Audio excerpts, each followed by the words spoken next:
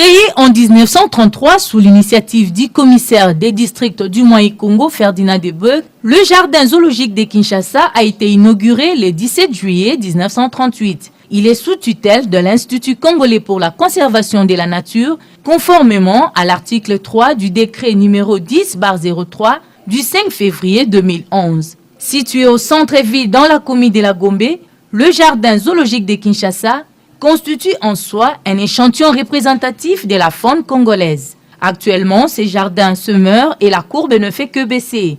Il est probable que dans 2 ou 3 années à venir, ce jardin disparaisse si rien ne fait. Si vous voyez les cadres qui sont restés vides, il y a parfois la mortalité et parfois les déplacements. Surtout avec les vieilles infrastructures, les choses sont changées, on doit modifier chaque fois. Depuis la création en 1938, vous allez voir un grand crocodile. Ils sont 2, il y a Madame Antoinette, c'est la femelle, et son mari, M. Simon. Ces crocodiles sont là-bas depuis 1938 à l'inauguration du zoo. Malgré sa situation, le jardin zoologique ne cesse d'attirer la curiosité des visiteurs. Quelques-uns trouvés sur place se disent déçus de l'état dans lequel se trouve le jardin. Les enfants ont visité, ils ont tout regardé. Vraiment, je suis fière de notre pays. Le zoo est très bon et très chic. J'ai apprécié ça. L'animal qui m'a impressionné, c'est le cheval. Il n'y a pas assez d'animaux ici, il y a que beaucoup de singes. Le souhait est qu'on puisse rétablir et le valoriser parce que ça, c'est le zoo national du Congo. Les travailleurs s'efforcent à maintenir l'équilibre, question de soigner l'image du zoo. Sans tenue de travail, ni médicaments pour les animaux, ces agents sont exposés aux maladies et aux risques d'accidents. Biloko yo ozomono yo eza biloko ya banyama neti ba makaku ba sepanje libata ona simbi eza pona piton yango nende tokopesa bango.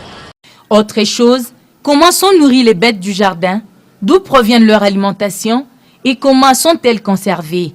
Les employés du zoo répondent. Nous avons de congélateurs et là il y a vous voyez déjà il y a de pieds de porc.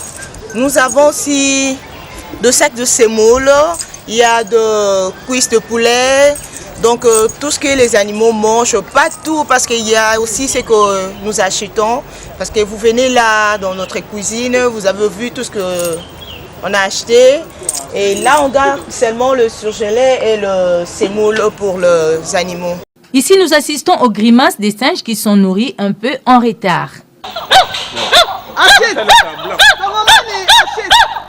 Vu sa situation géostratégique, le jardin zoologique peut produire des recettes. Prenons par exemple une moyenne d'$1 d'accès par habitant pour la population de la ville de Kinshasa qui compte près de 10 millions, comme l'a indiqué le directeur des zoos. Les zoos de Kinshasa se portent vraiment très mal parce qu'il n'y a vraiment pas de nouvelles espèces. Et la plupart des espèces que vous êtes en train de voir là sont vraiment des anciennes espèces et des vieux animaux. Et donc il y a un besoin de repeupler, il y a un besoin de le remettre en état. Outre le délabrement, les zoos de Kinshasa est menacé par la spoliation, selon les responsables de ces lieux. Il s'avère nécessaire que la révolution de la modernité passe aussi par les zoos de Kinshasa afin de soigner son image et le rendre plus utile en titre des lieux touristiques, à l'exemple du zoo de Lubumbashi qui fait la fierté de cette ville et attire pas mal des touristes.